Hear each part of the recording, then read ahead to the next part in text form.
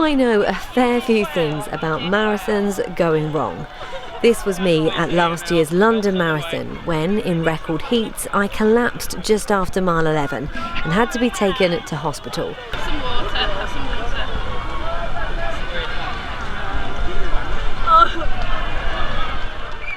water. If you think that put me off running though, you'd be wrong. I'm currently in training for this year's London Marathon, hoping to put last year's collapse behind me. I've just done an 18-mile run. It was quite a steady pace. It wasn't really fast, but it wasn't as slow as I thought it was going to be. I feel really happy. My legs ache. I'm very tired, but I'm very happy. And to make sure I'm as prepared as possible, I'm meeting personal trainer and runner Johnny Carter to get some tips. So what should I be doing training-wise? So you should be looking to run at least 3 times a week, and one of those runs should be a longer run, what should be built up to at least 20 miles, and with an absolute maximum of sort of 22 miles.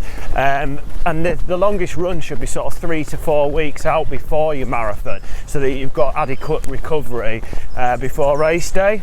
Also, if you can do sort of a half marathon, maybe 4 to 6 weeks before your marathon, that will just give you good race preparation. You can try out your kit, get used to being in a race situation, so that's a really good way to prepare for your marathon. Yeah, that sounds like a good plan. Yeah.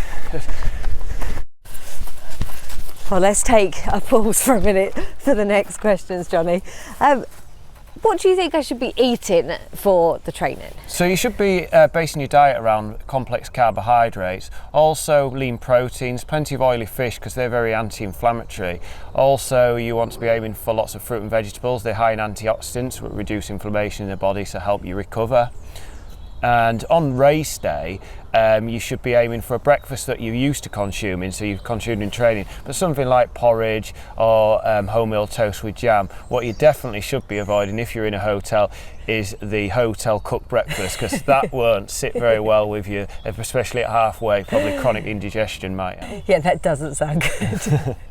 Last year my marathon didn't quite go to plan.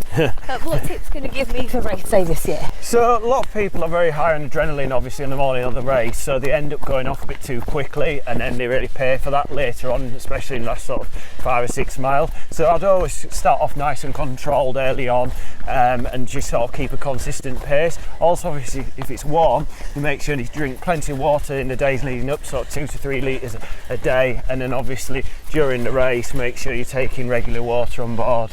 Okay, well that's great advice, Johnny, thank you. Just need to put it into practice now. Yeah, well, best of luck to you. I'm going to head off now, but good luck with your run. Thank you. Thanks. Take care. Bye.